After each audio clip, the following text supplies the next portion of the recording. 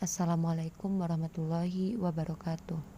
Baiklah, kami dari kelompok 1 Geometri Analitik Bidang dan Ruang Tadris Matematika IAIN Batu Sangkar akan menjelaskan tentang sistem koordinat kartesius R2 dan R3.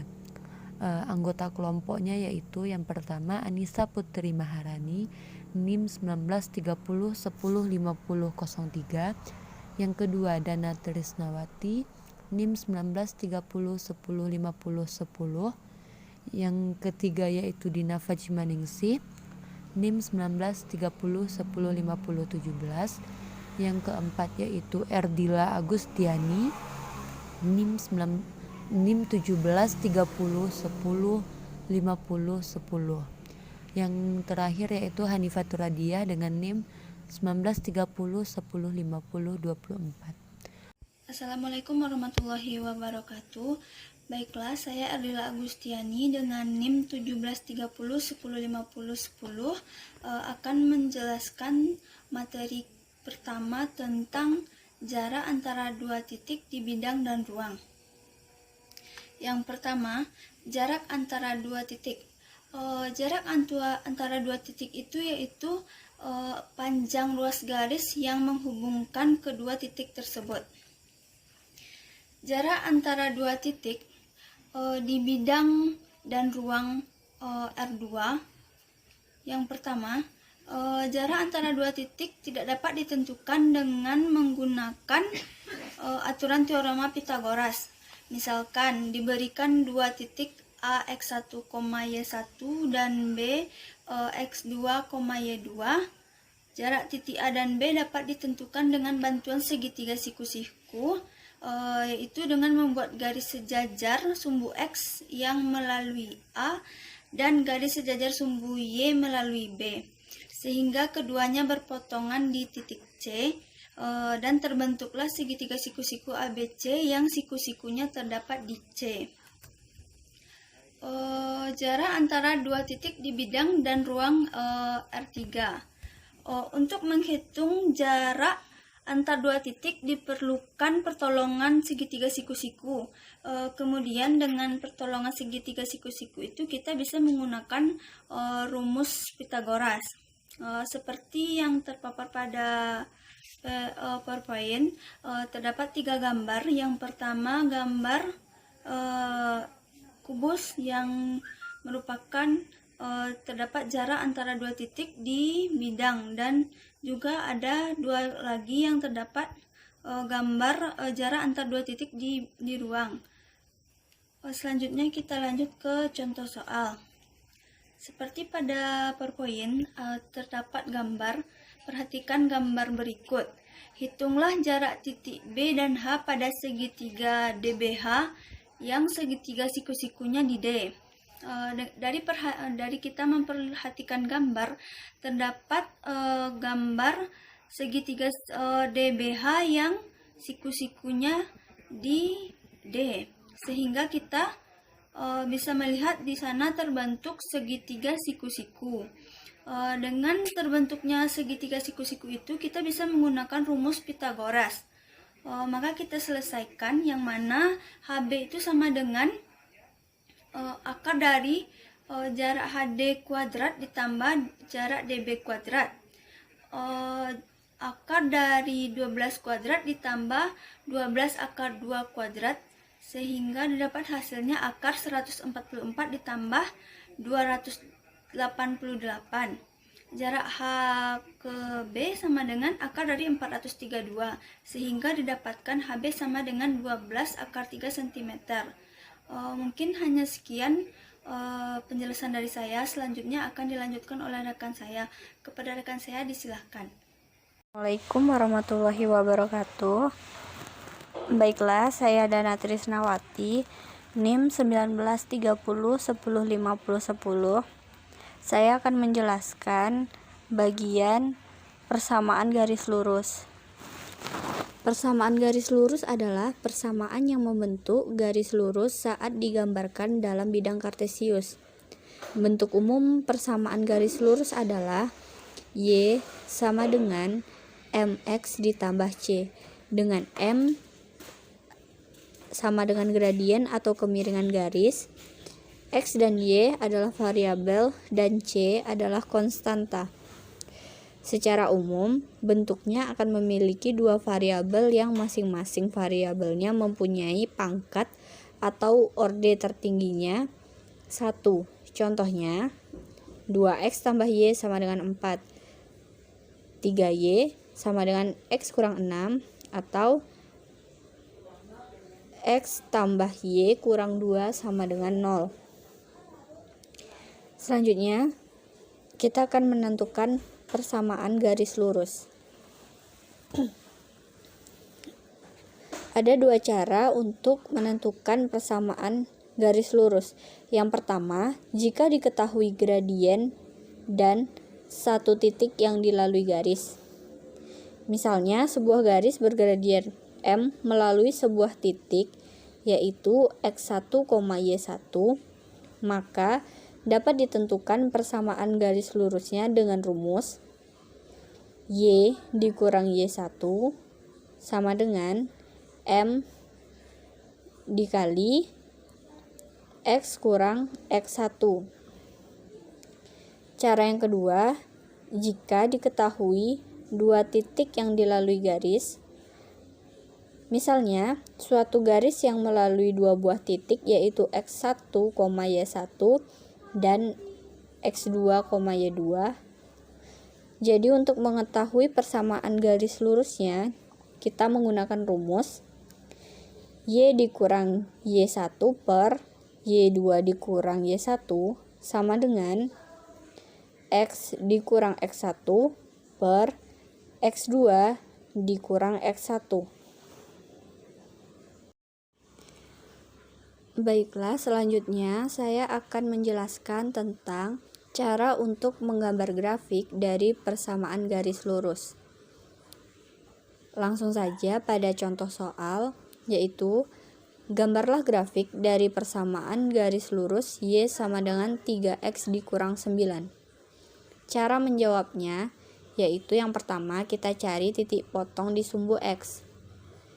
Untuk mencari titik potong di sumbu X bisa dilakukan dengan cara membuat variabel Y menjadi sama dengan 0. Langsung saja kita masukkan Y sama dengan 3X kurang 9. Karena Y sama dengan 0, maka 0 sama dengan 3X dikurang 9. Jadi didapatkan 9 sama dengan 3X. Maka diperoleh X sama dengan 3 dan titik potongnya 3,0. Dan dapat kita tuliskan titiknya seperti pada grafik dalam PowerPoint ini. Langkah kedua yaitu kita cari titik potong di sumbu Y dengan cara mengganti variabel X menjadi 0. Langsung saja seperti langkah pertama, Y sama dengan 3X kurang 9. Karena X sama dengan 0, maka didapatkan Y sama dengan 3 dikali 0 kurang 9, maka Y sama dengan negatif 9. Maka diperoleh titik potong di sumbu Y 0, negatif 9. Kita lanjutkan pada sumbu kartesius tadi. Dan yang terakhir, kita gambar garis yang menghubungkan kedua titik potong tersebut. Jadi setelah kita peroleh titik potong tadi di sumbu X dan sumbu Y, selanjutnya kita tarik garis lurus yang menghubungkan kedua titik potong tersebut, sehingga hasilnya bisa kita lihat pada slide PowerPoint. Hanya itu penjelasan dari saya. Terima kasih. Assalamualaikum warahmatullahi wabarakatuh. Saya Dina Fajimaningsih, NIM 1930105017, akan melanjutkan presentasi dari rekan saya, yaitu tentang garis sejajar. Garis sejajar adalah suatu kedudukan dua garis pada bidang datar yang tidak mempunyai titik potong walaupun kedua garis diperpanjang. Secara geometri, kesejajaran garis tidak akan pernah bertemu dengan yang lainnya karena mempunyai kemiringan yang gradien atau yang sama.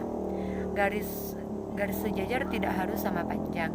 Berikut adalah contoh dari garis sejajar.